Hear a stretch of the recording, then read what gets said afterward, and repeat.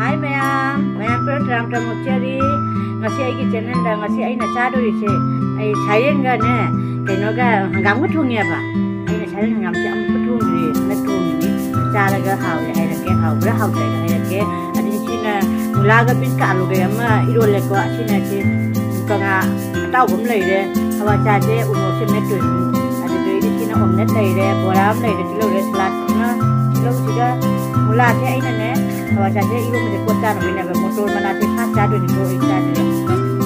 Memang mai saja macam orang ke, ai video channel mai di like the video mau, comment the video mau subscribe the video nak video pun subscribe the video kau video nu, ada video kita macam orang ke. Jadi hanggam ke kena kita hangat orang ke ko, jadi tak saja ni mai amna orang apa tu macam ni, tu ai na, kerja je ke na, tuang pun dia kerja je. Hey, hảo đấy, làm hảo. Như là ăn chi này này chứ. Ai bữa nào sẽ bàn mấy bữa nào sẽ hậu bình nữa bà. Hả?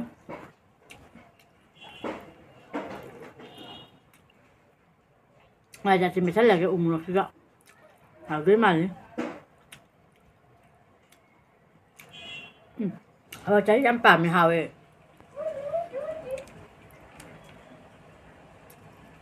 Là luôn một cuộc gia đình đó. Đấy. Luôn mà chỉ lâu hạt chứ.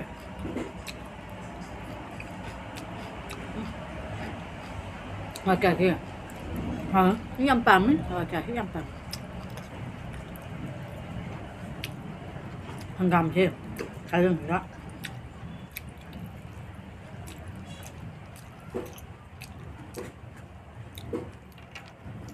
Thấy không kìa, tạo đi tạo được, cái việc được tạo đứa nào đấy.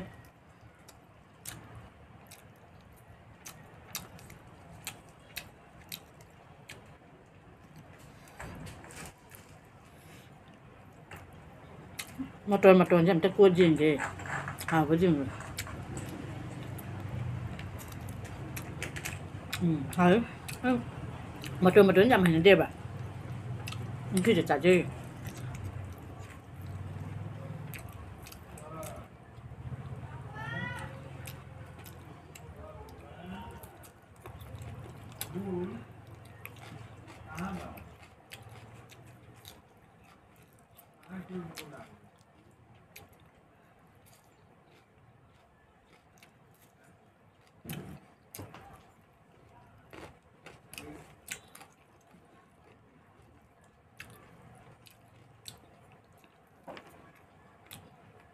Depan mandi ni, tahu sama. Hả?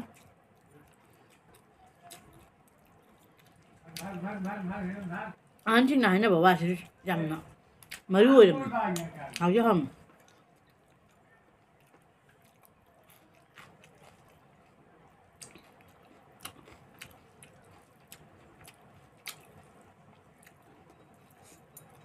Omelette chưa cha kìa. Hả?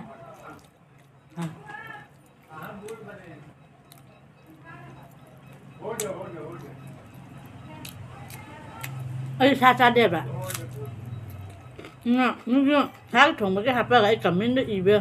Cầm mấy hai nữa nó xa được nữa. Hào ni hai cái cây hai đi nó cầm miếng cái đẹp ạ. Atau pada pi ko. Xa cái thì đây pi đẹp ạ. Anh cha được mình cầm mấy hào đi hai tiền hai đường nữa.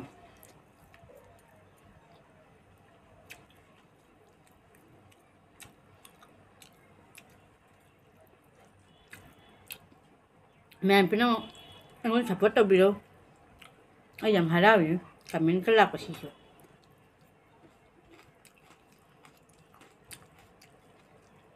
Ai xin mình ngon đấy chứ, support tao biết.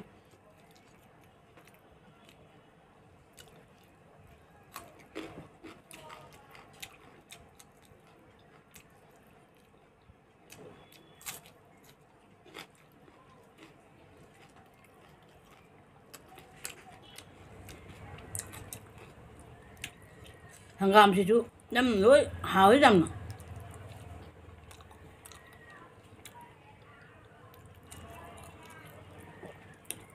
Light की तभी बना सागे डोला पड़ा है लाइट की तवे कमेंट इधर है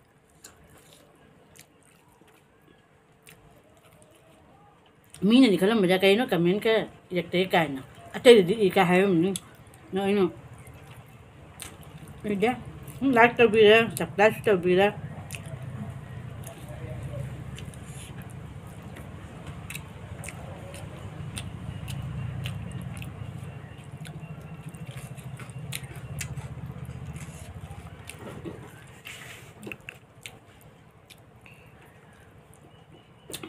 mayamna support cái tàu biển sẽ giảm hai đâu ibu mayamna support tàu biển mà tung như này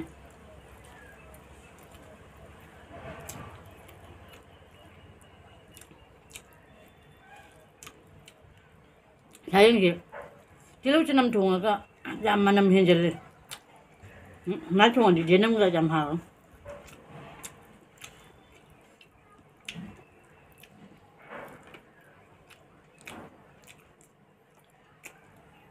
rơm basi hào rơm khác cái bầm giờ bên này bây giờ thì ăn mà để cha hả mà tôi sẽ làm hành nó đây cha đó là thế anh mà tôi sẽ xin du để cha cái nó xin du để hấp để cha bà xin du đó thôi đấy xin du đó và thêm mới làm được hả hết làm hả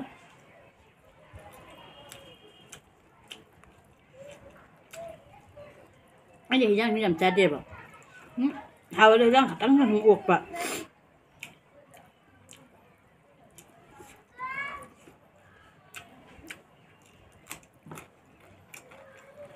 đang làm hào thường cái này tăng cái sao làm trắng này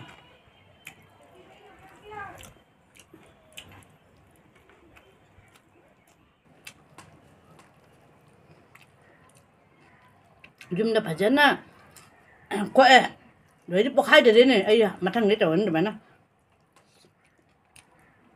hai nó đi bóc hai nó mà mai mà mình kêu lối nó bóc lối rồi nó sai cái ngày bị chăn ngắt chả bóc hai bây giờ nó cái gì mà trộn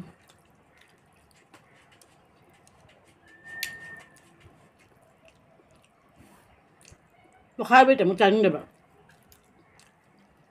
bacaan maku kheto dua di pokai bida deh thong masih nungai ya baca tahu dulu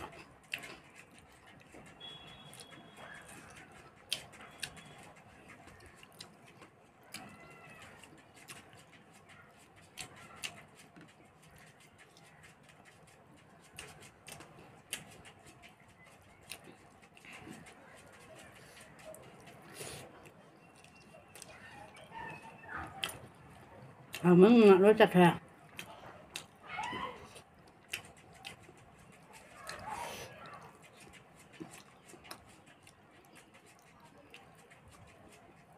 hàng gam thịt á nằm lâu đây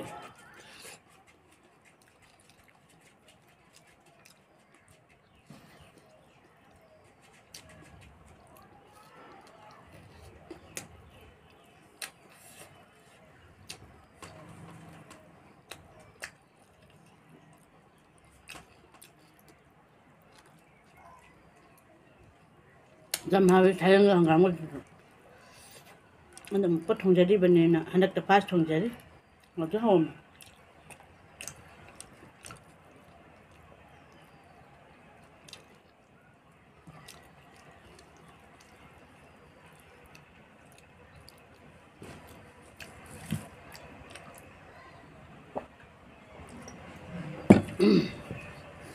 sini je kurang tahu ke cah heli sini kurang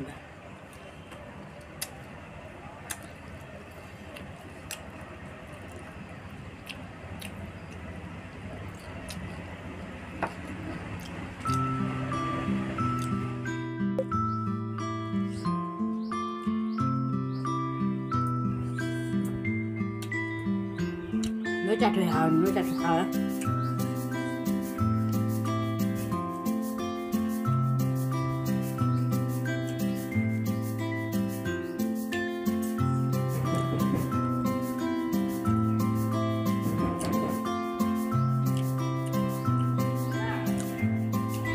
rồi là chị nan chặt rồi cô ra rồi next video đâu mà bye